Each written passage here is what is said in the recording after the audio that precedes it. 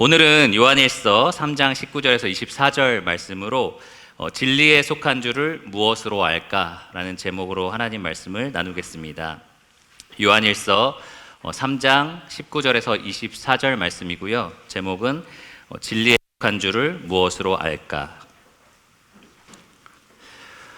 저희 집 정원에 이 아버지께서 가지를 접붙이기 하신 식물이 있어요. 원래는 매실나무로 제가 알고 있는데 매실나무에다가 무슨 살구, 자두 가지를 꽂아서 놓으시더라고요. 그래서 이러면 살구 가지가 열려요? 제가 이렇게 물어봤는데 그도 그럴 것이 정말 그냥 뿌리에서 올라오는 그 굵은 가지에다가 그냥 이렇게 동떨어진 가지를 꽂아버린 거니까 거기서 식물이 난다라는 것 자체가 참 놀랍다라는 생각이 들었는데, 얼마 전에 가보니까 싹이 생기고 또 눈이 올라오고 뭐 그러더라. 잎이 막 이렇게 무성하게 맺혔더라고요. 잎이 뭐라고 해야 되죠? 났다고 해야 되죠? 잎이 났더라고요. 이 접붙인 가지가 정말 살아있다라는 걸 우리가 느낄 수 있는 장면인 거죠. 그냥 아무것도 안 생기고 계속 그 상태에 있다면 잘 안 됐나 보다. 뿌리에서 오는 진액이 이 가지까지 잘 연결이 안 됐구나. 이 서로 연결이 안 돼 있구나라고 우리가 충분히 생각을 할 겁니다. 근데 눈이 생기고 싹이 나고 잎이 나고 그리고 꽃이 피고 나중에는 열매까지 풍성하게 맺힌다면 우리가 이게 완전히 잘 연결됐다라는 생각을 충분히 할 수 있습니다. 영적으로도 마찬가지인데요. 여러분이 하나님과 정말로 연결되어 있다라는 것을 어떻게 알 수 있을까요? 무엇을 통해서 우리가 알 수 있을까요? 바로 열매, 우리의 행함을 통해서 알 수 있습니다. 예수님은 그들의 열매로 그들을 알리라라고 말씀을 하셨어요. 그러니까 그들의 열매, 이 삶을 통해서 그들이 정말 나랑 연결이 돼 있는지를 확인할 수 있다라고 하신 겁니다. 참된 믿음은 이렇게 행함이라는 열매로 확인할 수 있습니다. 야고보도 분명히 말했죠. 그런데 여러분 살다 보시면 뭐 특별히 식당 같은 데 가시면 분명히 잎도 무성하고 과일 열매도 엄청 많이 맺혀 있는데 죽어 있는 식물이 있어요. 우리가 그것을 두 글자로 뭐라고 부를까요? 가짜 식물. 조화라고 부릅니다. 죽어 있는 거죠. 그냥 장식품입니다. 보면은 겉에서 보면은 진짜 열매도 막 잔뜩 열려 있고 꽃도 막 활짝 펴 있는데 분명히 생명력은 없는 그러한 가짜 식물인 겁니다. 영적으로도 마찬가지예요. 많은 행함, 많은 섬김, 교회도 빠짐없이 나오고 뭐 성도로서 모태신앙이다, 난 어려서부터 교회를 떠난 적이 없다, 이렇게 살아왔더라도 하나님과는 아무런 연결고리가 없는 사람일 수 있다라는 겁니다. 잘 생각해 보시면 예수님 시대에 바리새인이 그랬죠. 종교적으로 아주 철저하게 열심히 규율에 따라서 살았지만 예수님 말씀하시기를 너희가 입술로는 나를 공경하지만 마음은 나에게서 멀다라고 분명히 말씀하셨습니다. 혹시 여러분 아시는지 모르겠지만 유기성 목사님이라고 있어요. 그분이 쓴 책을 제가 읽으면서 깜짝 놀랐던 장면 중에 하나가 자기가 목회 활동을, 이 목사로서 말씀을 전하는 시점에서도 자기가 구원받지 않았다라는 것을 알았다, 이렇게 고백한 내용이 있더라고요. 지금은 구원받았다라고 하시지만 실제로 대형교회에서 목회를 하고 있는 현장이었는데도 사실은 하나님과 아무런 관계가 없는 사람이었다라고 스스로 고백을 한 겁니다. 그러니까 우리가 이로써 알 수 있는 것은 이 믿음이 없는 행함이 있을 수 있다라는 거죠. 행함은 정말 풍성한데 사실 믿음과는 아무런 관계없는 행함이 존재할 수 있다라는 겁니다. 저희가 이 주일학교 학생회, 뭐 청년회 이런 데서 이렇게 복음 상담을 할 때가 종종 있어요. 그런데 자주 듣는 질문이 뭔지 아십니까? 특별히 여러분들 이 믿음의 가정에서 자란 친구들이 하는 질문이 뭐냐면 저는 예수님을 믿는 것 같은데 삶이 쉽게 말하면 이 모양이에요. 이 정도밖에 안 됩니다. 그러니까 제가 진짜 믿는 걸까요? 아닐까요? 라는 질문을 많이 합니다. 여러분 뭐라고 대답해 주시겠어요? 둘 중에 하나인데요. 하나, 첫째로는 네 삶이 그 모양이니 너는 정말 믿는 게 아니야 라고 말씀해 주시거나, 아니면 두 번째로는 네 삶이 부족하지만 그래도 네 믿음은 진실돼, 이렇게 두 가지로 우리가 대답을 할 수 있습니다. 그러니까 겉으로 보여지는 행함이 사실은 중요하긴 한데 그것만으로 우리가 판단하기는 굉장히 어려운 부분이 분명히 있어요. 그러면 오늘 말씀의 제목과 마찬가지로 우리가 어떻게 어떤 사람이 진리에 속해 있다라고 분별을 할 수 있겠냐라는 겁니다. 무엇으로 우리가 그것을 알 수 있을까요? 이 사도 요한이 오늘 본문을 통해서 바로 그것을 말하고 있습니다. 우리가 진리의 하나님에게 속해 있다라는 것을 바로 이로써 너희가 안다라고 분명히 말해줍니다. 성령님께서 오늘 이 말씀을 여러분 들으실 때에 정말 내가 진리 안에 속해 있지 않다라면 그 현주소를 분명하게 밝혀주셔서 하나님, 제가 하나님 안에 거하게 해주세요라고 이렇게 간절히 구하게 하시기를 바라고요. 만약에 여러분이 진리 안에 속해 있다라고 분별이 된다면 더욱더 굳세게 그 진리 안에 서게 계시기를 오늘 말씀을 통해서 하나님께서 그렇게 하시기를 간절히 구합니다. 그러면 본문 말씀을 제가 먼저 읽도록 하겠습니다. 요한일서 3장 19절부터 24절까지입니다. 이로써 우리가 진리에 속한 줄을 알고 또 우리 마음을 주 앞에서 굳세게 하리니 이는 우리 마음이 혹 우리를 책망할 일이 있어도 하나님은 우리 마음보다 크시고 모든 것을 아시기 때문이라. 사랑하는 자들아, 만일 우리 마음이 우리를 책망할 것이 없으면 하나님 앞에서 담대함을 얻고 무엇이든지 구하는 바를 그에게서 받나니 이는 우리가 그의 계명을 지키고 그 앞에서 기뻐하시는 것을 행함이라. 그의 계명은 이것이니 곧 그 아들 예수 그리스도의 이름을 믿고 그가 우리에게 주신 계명대로 서로 사랑할 것이니라. 그의 계명을 지키는 자는 주 안에 거하고 주는 그의 안에 거하시나니 우리에게 주신 성령으로 말미암아 그가 우리 안에 거하시는 줄을 우리가 아느니라. 첫 번째로 우리가 진리의 하나님 안에 거한다라는 것을 알 수 있는 분명한 증거, 그것은 바로 주 앞에서 행한다라는 겁니다. 주님 앞에서 행한다. 19절에서 20절에 나와 있는데요.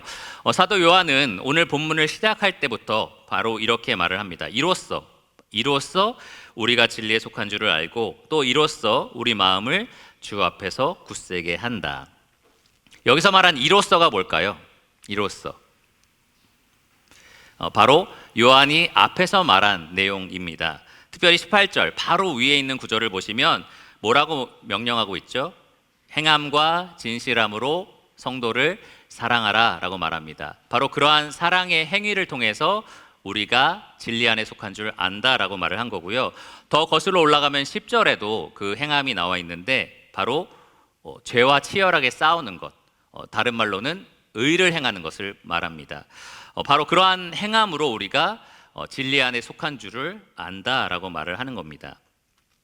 그런데 지금 요한이 말하고 있는 이 행함이 하나님을 믿는 믿음과 아무런 관계가 없는 행함이 아니에요. 그 믿음에서 비롯된 행함입니다. 어떻게 알 수 있냐면 요한이 3장 1절을 이렇게 시작하기 때문입니다. 보라, 하나님께서 어떠한 사랑을 베푸사 우리를 자녀로 삼으셨는가, 우리가 그러하도다. 그러니까 이러한 행함은 하나님과 우리의 그러한 사랑의 관계, 우리가 하나님을 바르게 믿고 그 믿음으로 말미암아 맺은 열매, 그 행함을 말합니다.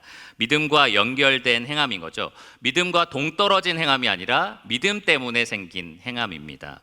믿음으로 맺어진 하나님과 우리의 관계 속에서 우리가 맺는 열매를 말합니다. 바로 그것을 통해서 우리가 정말 진리에 속한 줄을 안다라고 말을 합니다.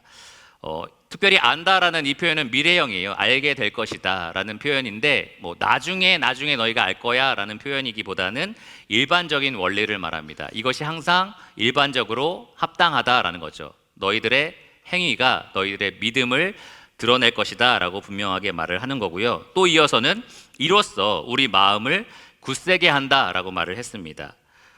믿음과 연결된 행함이 우리가 진리 안에 속한 줄을 알게 할 뿐만 아니라 두 번째로는 이 믿음과 연결된 행함이 우리 마음을 더 굳세게 해준다라는 거예요.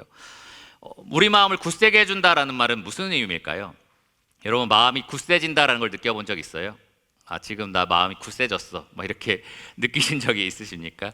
조금 약간 추상적이다라는 생각이 드실 텐데요. 요한이 앞서서 이런 비슷한 표현들을 쓴 적이 있습니다. 2장 28절에 보시면 주님께서 강림하실 때 우리가 무엇을 얻는다고 되어 있죠?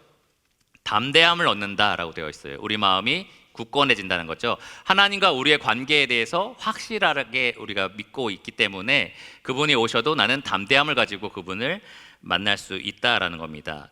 오늘 본문 21절에도 똑같은 표현이 나와요. 하나님 앞에 담대함을 얻는다. 그러니까 굳세진다, 우리 마음이 굳건해진다라는 것은 그만큼 하나님과 우리의 관계에 대한 믿음이 굳건해진다라는 겁니다. 의심스럽지 않고 더 확실해진다라는 거겠죠.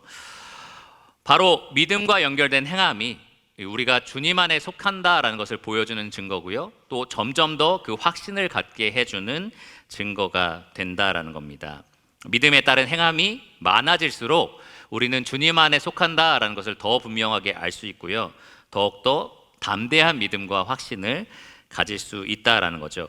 예수님께서 제자들에게 요한복음 15장에 보면 참 포도나무와 그 가지에 대한 비유를 들어서 이것을 설명하셨습니다. 제자들은 이미 깨끗하게 된 자들로서 포도나무의 접붙임을 받은 자들이었어요. 그렇죠. 근데 예수님이 제자들에게 뭐라고 명령하셨습니까? 내 안에 거하라. 지금 마치 떨어져 있는 애들처럼 그렇게 말씀하신 거죠. 원래 붙어 있는 제자들인데, 근데 내 안에 거하라라는 것은 더욱더 예수님 안에 거하기 위해서 노력하라라는 말입니다. 붙어 있으려고 노력하라는 거죠. 근데 예수님께서 더 나아가서 말씀하시기를 나에게 붙어 있으면 너희가 더 많은 열매를 맺는다라고 말씀하셨습니다.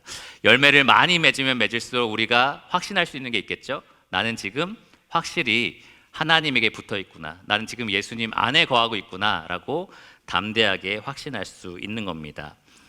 그러니까 요한이 19절에서 말하고 있는 것은 바로 믿음과 연결된 우리의 행함을 통해서 우리는 분명하게 주님 안에 있다는 것을 확신할 수 있다라는 거죠. 그런데 안타깝게도 이 예수님을 믿는 사람들이 이 믿음과 연결된 행함이라고 제가 말씀을 계속 드리는데 믿음과 행함을 자꾸 분리시키려고 해요. 그러니까 행함에서 믿음을 자꾸 제거해버리고 행함만 가지고 자꾸 내가 믿는 사람인지 아닌지를 분별하려고 합니다. 그러면 두 부류의 오류에 쉽게 빠지게 되는데요. 첫 번째로는 바리새인처럼 자꾸 내 행위를 내세우면서 자랑하게 됩니다. 이거 봐, 내가 이렇게 하잖아. 그러니까 난 참 성도야, 나는 그리스도인이야 라고 자랑하게 됩니다. 혹은 두 번째로는요, 항상 부족한 자기의 행위를 보면서 나는 확실히 예수님 안 믿는 것 같아, 나는 정말 하나님과 연결이 없는 사람인 것 같아 라는 식으로 죄책감을 가지고 의심하면서 살아갑니다. 두 가지, 하나는 내 행위를 자랑하거나 아니면 내 행위에 대해서 죄책감을 갖거나 둘 중에 하나의 오류로 빠지게 된다는 거죠.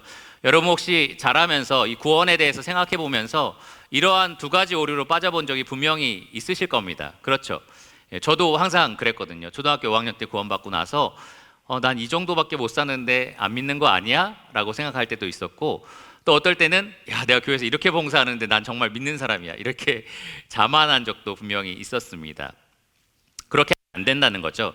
우리의 행함에서 믿음을 제거하고 두 가지를 억지로 분리시킨 후에 행함만 가지고 내가 믿느냐 안 믿느냐를 판단하면 안 된다라는 겁니다. 왜냐하면 믿음과 행함은 반드시 붙어 있어야 되기 때문이고요. 우리의 행함은 마땅히 우리가 관계를 맺고 있는 이 하나님을 믿는 믿음에서 흘러나와야 한다라는 거죠.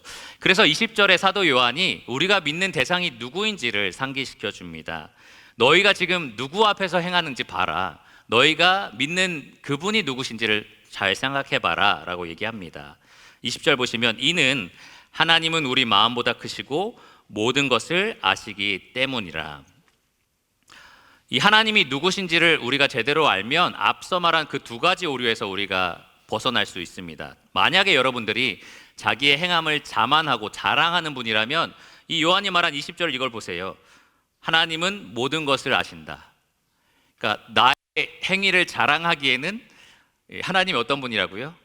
여러분에 대해서 모든 걸 다 알고 계신다는 거예요. 여러분 마음속에 일어나는 생각, 여러분이 하나님을 배신하려고 했던 마음들, 생각들, 감정들, 모든 것들을 하나님이 다 아신다라는 겁니다.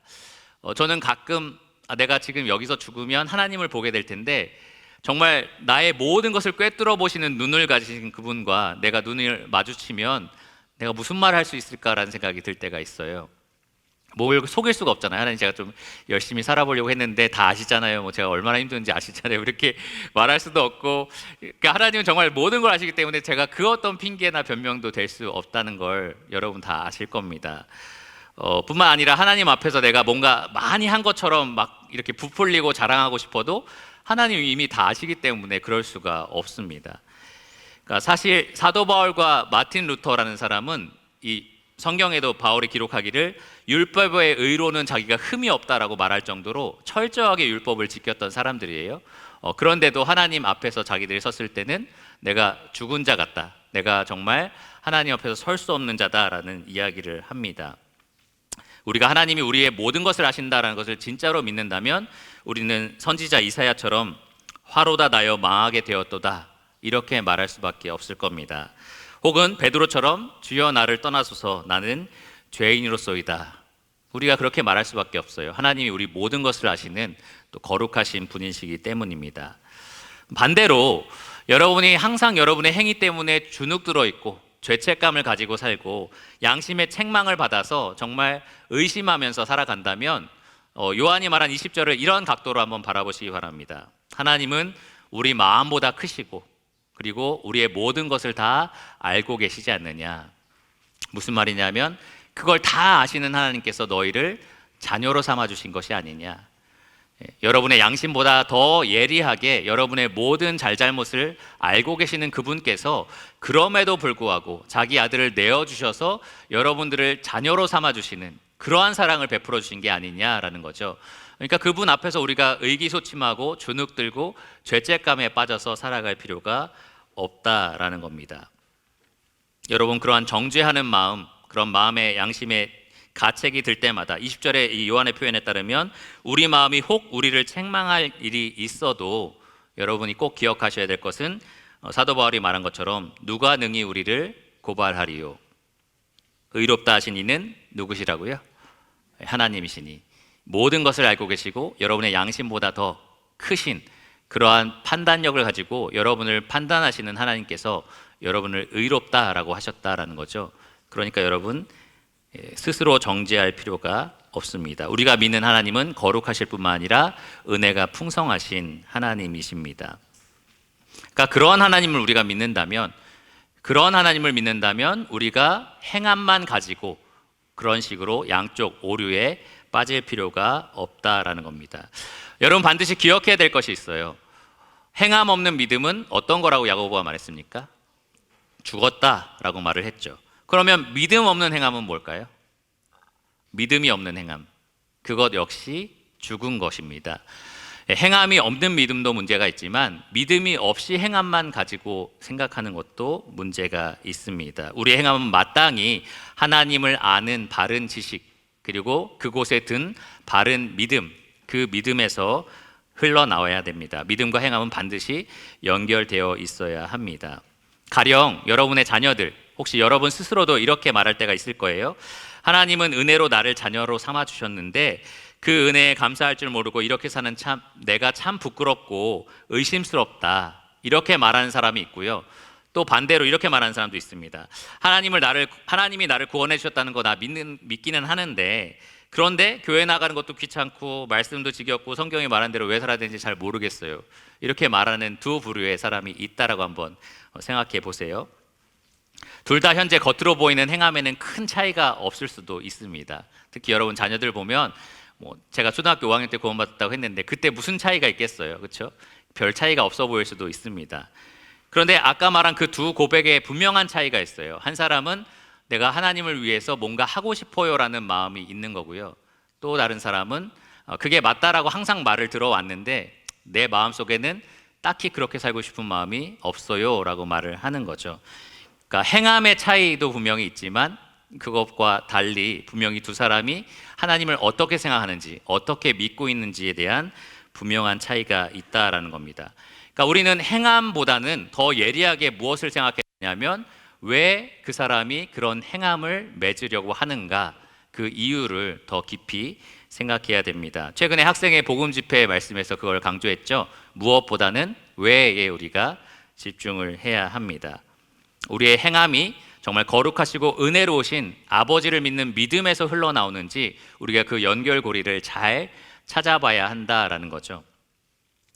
그러면 우리 믿는 사람들은 어떻게 이 행함 가운데 굳건하게 믿음을 가질 수 있을까? 라틴어로 코람 데오라는 말이 있습니다. 코람 데오. 코람은 누구누구 앞에서라는 뜻이고 데오는 하나님이라는 뜻인데요. 바로 하나님 앞에서 항상 살아가는 삶을 의미합니다. 그러니까 그러한 삶을 우리가 살아갈수록 정말 내가 참 열매를 맺는 진리 안에 속해 있는 자구나라는 것을 우리가 더 담대하게 확신할 수 있을 겁니다. 그러니까 여러분, 교회에서 시키는 몇몇 가지 내가 하니까 난 믿는 사람이야 라고 착각하지 마시고, 또 내가 세운 몇 가지 규칙들 난 하고 있으니까 나는 믿는 사람이야 이렇게 생각하지 마시고, 모든 생각들, 모든 감정들, 모든 의지들, 또 모든 여러분들의 행함을 내가 은혜롭고 거룩하신 아버지 하나님 앞에서 하고 있다라는 생각을 가지고 늘 살아가시기를 바랍니다.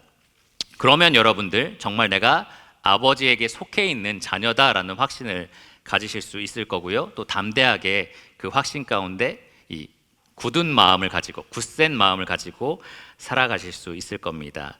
지금 이 자리에도 하나님 아버지가 여러분과 함께 계실까요?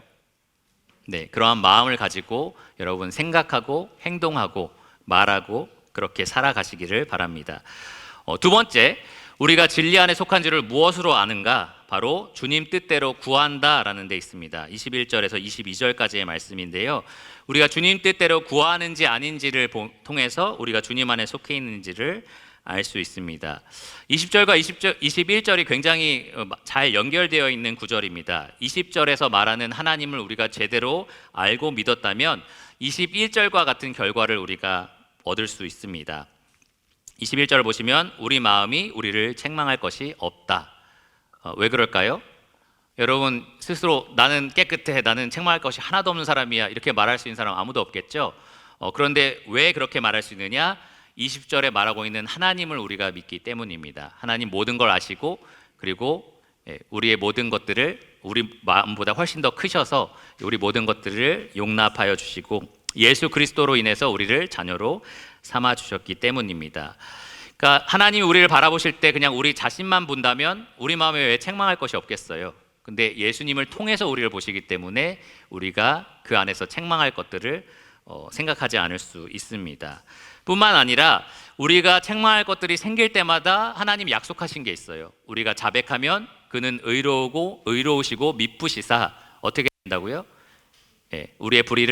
우리의 죄를 사하시고 우리를 모든 불의에서 깨끗하게 하실 거다라고 약속을 하셨습니다. 그러니까 우리는 예수님 때문에 항상 그분 앞에서 책망할 것이 없는 자로서 담대하게 설 수가 있는 겁니다. 그래서 요한이 말하기를 21절에 우리 마음이 우리를 책망할 것이 없을 뿐만 아니라 하나님 앞에서 담대함을 얻는다라고 이야기를 합니다. 히브리서 4장 16절에 보면 이렇게 나와 있는데요, 우리는 긍휼하심을 받고 때를 따라 돕는 은혜를 얻기 위하여 은혜의 보좌 앞에 담대히 나아갈 것이다. 우리가 은혜의 보좌, 하나님 보좌 앞에 담대히 나갈 수 있는 이유 무엇일까요? 바로 때를 따라 돕는 은혜를 우리의 대제사장 예수님께서 주시기 때문입니다. 히브리서 4장 16절 바로 위에 있는 15절에 우리의 그 연약함을 동정하시는 그러한 예수 그리스도 대제사장을 소개를 하는데요, 바로 그 예수님 때문에 우리가 하나님 앞에 담대하게 나아갈 수가 있습니다. 근데 흥미롭게 요한이 22절에 방금 전까지 이런 얘기를 하고 나서 이렇게 말을 합니다. 무엇이든지 구하는 바를 그에게 받는다. 무엇이든지 구하는 바를 그에게 받는다. 요한이 이 말을 만들어낸 것이 아니고요, 사실 예수님에게 직접 들었던 약속입니다. 예수님은 요한복음 14장 14절에 그 제자들에게, 특별히 요한이 있는 자리에서 말하기를 내 이름으로 무엇이든지 구하면 내가 행하리라 이렇게 약속을 하셨고요, 또 요한복음 15장 7절에도 너희가 내 안에 거하고 내 말이 너희 안에 거하면 무엇이든지 원하는 대로 구하라 그리하면 이루리라 이렇게 약속을 하셨습니다. 그런데 여러분, 이런 종류의 말씀을 읽을 때마다 저는 이거 어떻게 해석해야 되지? 라는 의문이 들어요. 이 말씀이 이 기도에 관해서 가장 많은 오해를 받는 말씀이고 또 해석하기가 굉장히 꺼려지는 말씀이기도 합니다. 왜 그런지 아세요? 안 이루어지니까. 실제로 잘 안 이루어지니까 그렇습니다. 무엇이든지 구하면 이루어진다라고 하셨잖아요. 그러면 여러분 한번 오늘 로또 1등 되게 해주세요라고 구해보세요. 그럼 돼야 될 것 같잖아요. 그렇죠? 그러니까 현실적으로 내가 구한 것들이 다 안 이루어진 것을 아니까 이런 말씀을 읽을 때마다 이거 뭐 대충 그렇게 하신다라는 의미겠지라는 식으로 우리가 이 말씀에 대해서 좀 오해할 때가 많고요. 아니면 이게 진짜 약속이면 어떻게 해석해야 되는 거야? 라는 의문이 들기도 합니다. 저는 초등학교 때가 아니죠, 유치원 때 집 앞에 구멍가게 생기게 해주세요라고 기도했는데 30년 동안 안 이루어졌어요. 근데 30년 만에 세븐일레븐이 생겨가지고 이건 기도 응답인가 아니면 우연인가 막 이렇게 막 생각을 했는데, 어쨌든 하나님께서 구하는 것마다 들어주진 않으신다라는 건 분명합니다. 근데 어떻게 우리가 무엇이든지 구하는 바를 그에게서 받는다라고 생각할 수 있을까? 근데 여러분 한번 생각해 보세요. 만약에 여러분이 정말 구하는 족족 하나님 다 들어주신다라고 하면, 정말 난 하나님께 속해 있구나, 하나님 나와 함께 계시구나는 걸 분명히 느낄 수 있겠죠. 예, 그건 사실이겠죠. 여러분 구하는 족족 항상 들어주신다고 한번 생각해 보세요. 그러면 정말 하나님 나와 함께 계시구나, 나는 분명히 하나님 자녀구나라는 것에 확신을 할 수 있을 겁니다. 요한이 지금 그렇다라고 얘기를 하는 건데 어떻게 그렇게 할 수 있냐라는 거죠. 22절을 한번 보시면 요한이 그 대답을 해줍니다. 이는 우리가 그의 계명을 지키고 그 앞에서 기뻐하시는 것을 행함이라. 다시 한번 믿음과 연결된 행함에 대해서 얘기를 합니다. 계명을 지키는 것뿐만 아니라 주님 앞에서, 그분 앞에서 그분이 기뻐하시는 것을 행한다라는 거죠. 믿음과 연결된 행함이 여기 다시 한번 등장을 합니다. 계명을 지키는 것과 주님이 기뻐하시는 것을 행하는 것은 같은 말인데요. 이 하나님 주신 계명에는 그분이 기뻐하시는 선하고 의롭고 그리고 온전하신 거룩하신 뜻이 담겨 있습니다. 그런데 이렇게 믿음과 연결된 행함을 하는 것과 무엇이든지 구하는 것을 받는 것과는 어떤 관계가 있느냐라는 거죠. 우리가 이것을 무엇이든지 구하는 것마다 응답받으신 예수님의 기도를 통해서 확인할 수 있습니다. 예수님은 아버지께 말씀하시기를 내 말을 항상 들으심에 감사하나이다, 이렇게 말씀하셨어요. 그러니까 예수님 정말 구하는 것마다 아버지께 받았던 거죠. 그런데 어떻게 그렇게 할 수 있었느냐? 예수님은 자기 욕심을 따라서 구한 적이 없으십니다. 5천 명을 먹이실 정도로 음식을 막 구하셨던 분이시지만 40일 동안 굶주렸을 때 돌로 떡을 만드는 일은 안 구하셨던 분이세요. 그러니까 자기의 욕심, 사리사욕을 위해서 구한 적은 없으시다라는 거죠. 아버지의 뜻대로 아버지의 영광이 되는 것을 구하셨습니다. 심지어 예수님은 심한 통곡과 눈물로 간구와 소원을 올리신 적이 있었는데, 바로 겟세마네 동산에서 아버지여 이 잔을 내게서 옮기시옵소서, 할만하시거든 이것을 제게서 옮겨달라라고 심한 통곡과 눈물로 기도를 드리셨습니다. 근데 그 내용에서 끝나지 않으셨죠. 뭐라고 그리고 기도하셨죠? 내 원대로 하지 마시옵고 아버지의 원대로 되기를 원하나이다. 그 기도의 응답을 받았나요? 네, 아버지의 뜻대로 십자가를 지셨고 아버지의 뜻대로 모든 것이 이루어졌습니다. 다 이루어졌다라고 말씀을 하셨습니다.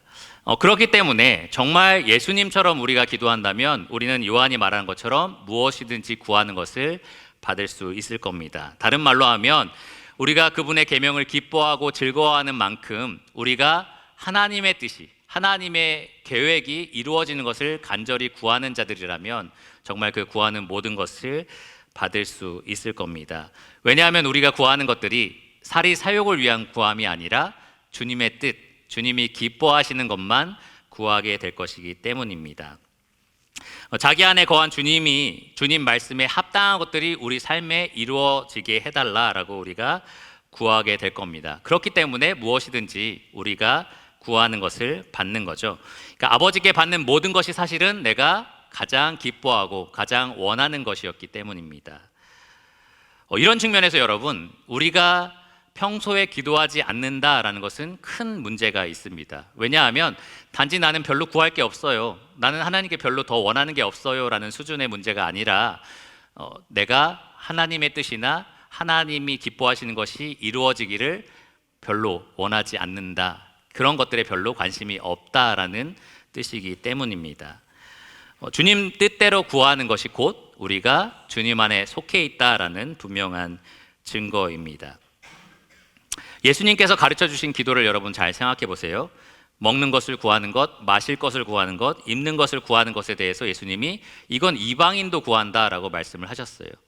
이방인이 자기 욕심을 채우기 위해서 만들어 놓은 우상에게 구하는 것들이에요. 먹는 거 주세요, 입는 거 주세요, 뭐 잘되게 해주세요, 뭐 건강하게 해주세요. 자기 욕심을 위해서 만든 우상에게 구하는 것들입니다. 그런데 참 하나님, 유일하신 참 하나님을 아버지라고 부르는 자들은 무엇을 구해야 된다고 하셨습니까? 먼저 그의 나라와 그의 뜻을 구하라. 이게 정말 아버지와 관계가 있는 믿는 자들이 구하는 기도라는 겁니다.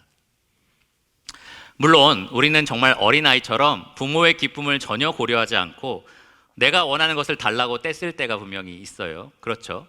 그리고 안 주시면 어떻게 합니까? 삐집니다. 나 다음 주 교회 안 나가요. 막 이렇게 나 그럼 성경 읽기 일주일 안 할 거예요. 이런 식으로 하면서 내가 구한 거 안 주시면 이렇게 삐집니다라는 식으로 우리가 하나님께 어린아이처럼 떼를 쓸 때도 있습니다. 분명히 그렇게 연약할 때가 있다라는 거죠. 그런데 그럴 수 있어요. 그런데 만약에 내가 예수님을 믿는 순간부터 지금까지 단 한 번도 주님 뜻대로 되기를 원합니다라고 기도한 적이 없다면, 혹은 주님의 선하신 뜻이 내 삶을 통해서 드러나는 것, 그래서 주님께서 정말 기쁨을 얻으시는 것, 그게 정말 내가 바라는 겁니다라는 식의 기도를 단 한 번도 드린 적이 없다면, 그러면 우리가 정말 내가 진리에 속해 있는지를 분별할 수 없다라는 겁니다. 의심이 되는 거죠. 내가 아버지의 뜻을 구한 적이 없다라는 거기 때문인 겁니다. 그러니까 여러분, 내가 기도한 대로 다 이루어진 그 놀라운 사실에만 너무 이렇게 감동하지 마시고, 그러니까 하나님 정말 내 아버지야 라고 확신하지 마시고, 그보다 더 굳센 확신을 얻으시기 바랍니다. 뭐냐 하면 내가 정말 아버지 기뻐하시는 그것을 구하고 있다라는 사실입니다. 내가 정말 아버지가 원하시는 그것을 나도 원한다라는 사실인 거죠. 그러니까 내 기도에 정말 내가 내 욕심 때문에 구하는 것들만 가득 찬 것이 아니라 아버지의 뜻이 이루어지기를 원하는 그 마음이 분명히 들어있다면, 그게 여러분이 진리 안에 속해 있다라는 분명한 증거입니다. 어제 비가 많이 왔죠. 비가 오지 않게 해달라고 저도 몇 번 기도를 했는데 기도 응답대로는 되지 않았어요. 그렇죠? 비가 많이 왔습니다. 그런데 한편 생각해 보니까 참 감사가 됐어요. 왜냐하면 어제 몇몇 학생들과 청년들이 남았는데 그 아이들이 서로 뭐라고 말하냐면, 우리가 공연만 보러 왔어? 봉사하러 왔지? 그러면서 막 열심히 물 묻은 의자를 닦고 막 이렇게 하더라고요. 그래서 아이들이 주님을 위해서 이렇게 봉사하고 섬기는 것을 기뻐하면서 하는 것, 이런 일이 있지 않았다면 우리가 볼 수 없겠구나라는 생각이 들었고요. 아마 평생 우리가 비 온 날 공연했다라는 것도 잊지 못할 겁니다. 뿐만 아니라 하나님이 주권적으로 선택하신 그 결과에 대해서 우리가 겸허히 받아들이고 인정하고, 그리고 그분의 뜻을 존중하는 것, 거기에 감사하는 것, 그것만큼 하나님께서 기뻐하시는 찬양이 없잖아요. 그러니까 그러한 찬양을 우리가 어제 드린 겁니다. 그래서 이것이 정말 그리스도인이 하나님께 속해 있는 사람들이 구할 수 있는 거구나라는 생각을 했습니다. 제 믿지 않는 친구가 그런 질문해요. 야, 그거야 너네가 그냥 이렇게 되면 이렇다, 저렇게 되면 저렇다, 그러니까 귀에 걸면 귀걸이, 코에 걸면 코걸이 식으로 그냥 막 생각하는 거 아니야? 좋은 대로 그냥 받아들이는 거 아니야? 라고 하는데, 믿는 정말 하나님 안에 속해 있는 우리는 고백할 수 있어요. 그게 억지로 내가 그런 마음 품어야지라고 되는 게 아니라 주님이 그런 마음을 주신다, 정말 이것에 내가 진심으로 감사할 수 있고 정말 아버지의 뜻대로 이루어지는 것에 대해서 내가 진짜 만족할 수 있는, 그게 정말 우리가 하나님 자녀라는 증거다라는 말을 우리는 할 수 있습니다. 예수님이 본을 보여주셨고, 또 사도 바울도 이런 기도를 드렸어요.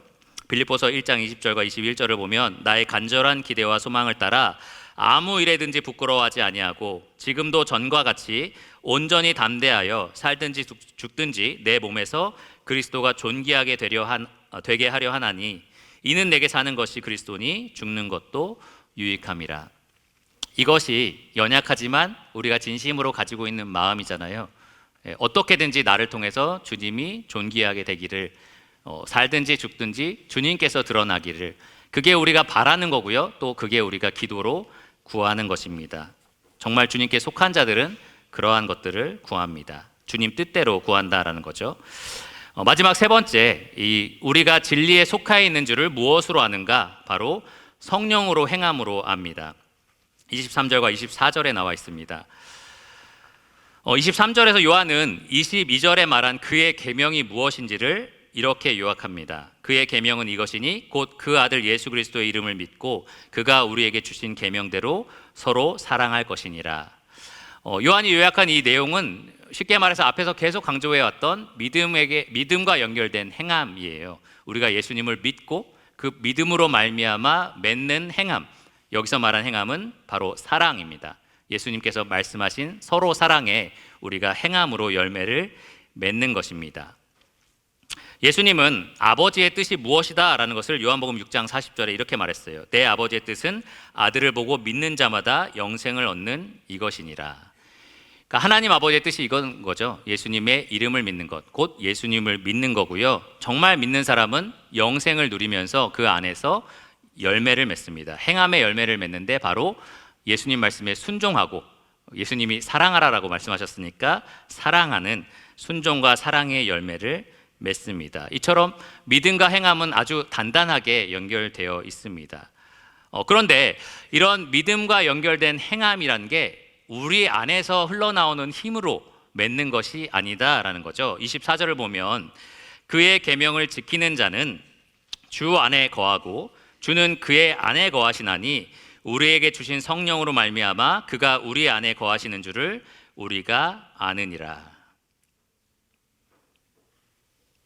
여기서 말하고 있는 우리가 그 안에 거하고 그가 우리 안에 거하고, 이 표현은 우리가 사귐이 있는, 우리가 그동안 계속 강조해왔던 영생의 관계를 말합니다.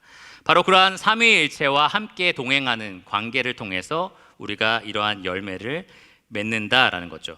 우리는 주님 안에 거하고 주님은 우리 안에 거하고 성령님께서는 우리가 확실히 그분과 관계가 있다라는 것을 우리가 맺는 열매를 통해서 분명하게 보여주고 계십니다. 사도 바울은 로마서 8장 13절에서 16절에서 성령님께서 친히 우리가 하나님의 자녀인 것을 증언하신다라고 분명히 말을 했어요. 그러니까 여러분들이 정말 하나님의 자녀다라는 것을 무엇으로 확신할 수 있느냐? 여러분 안에 계신 성령님께서 말씀해 주신다라는 겁니다. 근데 여러분 살면서 귀에 넌 하나님의 자녀야 라는 성령의 음성을 들으신 적이 있으신가요? 안 계신 분도 분명히 있을 겁니다. 그럼 무엇으로 성령님께서 말씀해 주시느냐? 이 바울의 말에 따르면 로마서 8장에 이 영이, 성령께서 우리를 인도하시고 그리고 이 영이 우리의 몸의 행실을 죽이신다라고 말을 합니다.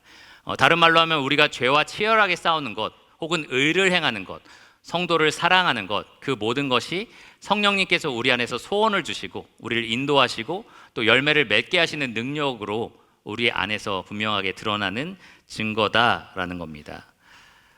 흥미롭게도 우리가 앞에 첫 번째, 두 번째 증거를 살펴봤잖아요. 주 앞에서 행함과 그리고 주 뜻대로 구함, 두 가지를 살펴봤는데 이 두 가지 모두 성령님께서 관여를 하십니다. 주님 뜻대로 구하는 것 잘 생각해 보시면 로마서 말씀에 하나님 뜻대로 이 성도를 위해서 탄식하면서 간구하시는 분이 이 성도 안에 살아계신다라고 얘기해요. 누굴까요? 우리를 위해서 탄식하며 기도하시는 분, 바로 성령님이십니다. 성령님께서 바로 주 뜻대로 우리를 구하게 하십니다. 첫 번째로 우리가 살펴본 주 앞에서 행함도 성령님께서 관여하십니다. 성령으로 아니하고는 누구든지 예수를 주라 할 수 없다. 고린도전서 12장 3절에 말해요. 그러니까 우리가 하나님 아버지가 누구신지를 알 수 있는 방법, 성령님 때문에 가능한 겁니다. 그리고 성령님께서 하나님의 사랑을 우리 마음에 부어주셔서 누구신지를 알게 만들어 줍니다. 그러니까 성령님께서 주 앞에서 행할 수 있게 해주시는 분이다라는 거죠. 그러니까 결과적으로는 모든 일에 성령님께서 관여하셔서 내가 하나님 안에 속해 있다라는 것을 우리에게 분명하게 말씀해 주신다라는 겁니다. 그러니까 고린도전서 3장 16절에 보면 사도 바울이 성도들에게 이렇게 말을 했어요. 하나님의 성령이 너희 안에 계시는 것을 알지 못하느냐? 뭘 기대하는 질문일까요? 알지 못하느냐라고 하면 뭐라고 얘기를 해야 될까요? 네, 몰라요라고 얘기하면 이상하죠. 예. 당연히 알아야 된다라는 것을 의미합니다. 우리가 성령님이 우리 안에 살아계신다는 것을 당연히 알아야 된다라는 거죠. 근데 어떤 면에서 우리가 유평교회도 그렇지만 성령님에 대해서 우리가 많이 간과하는 부분이 있는 것 같아요. 그러니까 우리가 신비주의를 멀리하잖아요. 그러니까 성령님께서 귀에 들려주시고 막 약간 무당이 하는 것처럼 막 성령님께서 하는 그런 신비로운 일들에 대해서 우리가 거부를 합니다. 뿐만 아니라 우리가 은사주의도 거부를 하잖아요. 경계합니다. 왜냐하면 정말 성령님의 이제는 중지된 은사가 막 사람들 막 고치러 다니고 막 이상한 외계어하고 하는 것들에 대해서 우리가 성경적이지 않다라고 하면서 경계를 하는 거죠. 근데 동시에 우리가 그런 걸 경계하면서 어떤 면에서는 정말 성령님께서 우리 안에서 초자연적으로 역사하시는 것이 분명한데 그것마저 우리가 거부할 때가 있는 것 같아요. 그것마저 우리가 가볍게 여길 때가 있는 것 같습니다. 그렇게 우리가 이 성령님에 대해서 가볍게 여기는 증거가 어디 있느냐? 마치 주님 믿고 맺는 모든 행함의 열매들이 오롯이 나에게 달려 있는 것처럼, 그러니까 내가 열심히 행하면 열매를 맺고 그렇지 않으면 맺지 않는 것처럼 우리가 성령님의 역할에 대해서는 완전히 무시하는 그러한 생각들을 할 때 나타납니다. 그러니까 여러분, 절대로 여러분이 맺는 모든 선한 열매들이 여러분이 스스로 여러분의 힘으로만 맺었다라고 오해하지 않으셔야 합니다. 여러분이 무언가를 맺으셨다면 분명히 누가 맺게 하신 거예요? 성령님께서 여러분 안에서 역사하신 일입니다. 여러분, 성령님께서 여러분과 함께 계시기 때문에 선하고 아름다운 열매를 맺을 수 있는 겁니다. 예수님께서 나를 떠나서 너희가 아무것도 할 수 없다라고 말씀하신 것처럼 여러분, 성령님이 여러분 안에 계시지 않는다면 아무것도 여러분들은 맺으실 수 없습니다. 그러니 여러분, 행함이라는 것은 단순히 우리의 노력으로만 일군 열매가 아니고요, 이 삼위일체 하나님에게 우리가 접붙임을 받았기 때문에 맺을 수 있는 열매입니다. 여러분이 그냥 땅에 꽂혀 있다면 아무런 열매를 맺을 수 없을 수도 있어요. 시멘트에 꽂혀 있다면. 그러나 여러분이 정말 진액이 흘러나오는 능력이 있는 뿌리가 되시는 이 삼위일체 하나님에게 꽂혀 있다면 여러분 반드시 이 성령님의 역사에 따라서 열매를 맺게 될 것입니다. 그러니까 여러분, 순종하지 못할 때마다 난 왜 이렇게 못해? 난 참 문제야. 난 참 연약해. 이렇게만 생각하지 마시고 하나님께 구하셔야 돼요. 하나님, 제 안에서 더 강한 소원을 불러일으켜 주세요. 하나님, 제가 정말 순종할 수 있는 능력을 더해 주세요 라고 그렇게 구하셔야 됩니다. 그게 바로 내가 하나님 안에 속해 있어서 그분께 구하면서 열매 맺는 삶인 거고요. 만약에 여러분이 순종하셨다, 지금 내가 누군가를 용서했고 누군가를 사랑했고 이러한 순종을 하셨다라고 할 때도 자만하면 안 됩니다. 역시 나는 순종을 잘해, 참 착한 아이야, 이렇게 생각하지 마시고, 물론 자랑할 수 있어요. 근데 더 나아가서 하나님이 나에게 이런 열매를 맺게 하셨구나라고 하나님께 영광을 돌려드리시기를 바랍니다. 그러니까 성령께서 여러분 안에서 행하신 일이잖아요. 그러니까 그것에 대해서 하나님께 모든 영광을 돌려드리시기를 바랍니다. 이 말씀의 결론을 내리려고 하는데요, 만일 여러분들이 오늘 이 시간 집에 돌아갔을 때 여러분의 어린 자녀들, 이제 복음을 막 들었던 주일학교 학생들이라든지 학생회 아이들, 청년들, 혹은 여러분의 이제 노년의 어르신들, 이 부모님들이 얘야, 내가 진짜 이 성경이 말하는 복음에 대해서 다 알겠는데 내가 정말 믿는 사람인지 어떻게 알 수 있니? 혹은 엄마 아빠 어떻게 알 수 있어요? 라고 물어본다면 여러분 뭐라고 대답해 주실 수 있겠습니까? 오늘 들은 말씀을 통해서 뭐라고 대답해 줄 수 있겠어요? 너 매주 교회 가니까 너 믿는 사람이야, 이렇게 말할 수 있을까요? 엄마 아빠가 믿는 사람이니까 너도 믿는 사람이야, 이렇게 말할 수 있을까요? 혹은 너 성경 읽기 빠짐없이 하고 있으니까, 암송 계속하고 있으니까 너는 하나님께 속한 사람이야 라고 말할 수 있을까요? 혹은 넌 담배 피우고 술 마시니까 너는 하나님 믿는 사람 아니야, 이렇게 말을 해야 될까요? 아니면 너 신비로운 체험을 했니? 어떤 성령의 그 놀라운 무슨 뜨거운 감정을 경험해 본 적이 있니? 그러면 너 믿는 사람이야, 이렇게 말을 해야 될까요? 아니면 구멍가게 새기게 해달라고 그랬는데 하나님이 이렇게 들어주셨잖아, 넌 그러니까 정말 믿는 사람이야, 이렇게 얘기를 해야 될까요? 그러니까 그러한 행함에 대해서 정말 하나님께 속해 있는 열매다라고 분별하기 위해 우리는 세 가지를 배웠는데요. 첫 번째로, 우리가 맺는 열매가 정말 그 뿌리에 연결되어 있다라는 것을 확신할 수 있는 첫 번째, 바로 하나님에 관한 진리와 그에 대한 확실한 믿음에서 흘러나왔다라는 것을 확인하는 겁니다. 두 번째로는 우리가 주님 뜻대로 구하고 있다라는 겁니다. 그리고 마지막 세 번째로는 이 모든 것이 성령의 능력으로, 성령의 역사로 이루어졌다라는 것을 확인하는 것입니다. 여러분, 열매 많고 적음에 너무 신경 쓰지 마시고요, 또 여러분들이 열매를 내가 정말 얼만큼 자주 맺느냐라는 것도 덜 중요합니다. 중요한 것은 여러분이 좋은 열매를 맺는 게 중요해요. 좋은 열매. 이 좋은 열매, 바로 하나님께서 여러분 삶에서 맺게 하시는 그러한 좋은 열매가 맺히고 있는지 진지하게 생각해 보시고 이것을 점검하면서 살아가시기를 바랍니다. 이게 정말 중요하잖아요. 내가 살아있는가 아닌가, 내가 하나님께 연결되어 있는가 아닌가, 내가 그리스도 안에 속해 있는가 아닌가, 이거만큼 중요한 질문이 없습니다. 여러분, 오늘 들은 이 말씀을 통해서 여러분의 영혼과 여러분의 자녀들의 영혼들을 잘 점검해 보시고 이 요한이 말한 것처럼 더욱 굳센 마음을 가지고 담대하고 확신 가운데 살아가시기를 바랍니다. 기도하고 말씀을 마치겠습니다.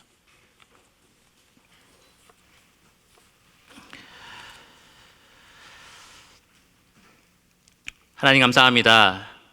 이 구원의 확신이라는 것, 또 주님 안에 속해 있는 것을 확인하는 것이 정말로 어렵고 힘들고 또 복잡하다라고 느낄 때가 참 많이 있는데, 오늘 이렇게 하나님 말씀으로 우리에게 분명하게 밝혀 보여주시니 감사를 드립니다. 주님께서 우리 마음을 살펴보시고 우리가 스스로를 점검할 때에 우리가 바른 분별 도구를 가지고 점검할 수 있도록 도와주시기를 원합니다. 특별히 유평교회 안에 어린 자녀들이 있습니다. 이 세대가 정말 다음 세대에 하나님 모르는 다른 세대로 변질되지 않을 수 있도록 주님께서 붙들어 주시고 그들의 영혼을 우리가 책임 있는 자로서 잘 분별하고 붙들어 줄 수 있게 하여 주시기를 원합니다. 하나님, 또 우리부터 스스로 주님 안에 속해 있는지를 늘 생각하며 살 수 있도록 도와주시기를 원합니다.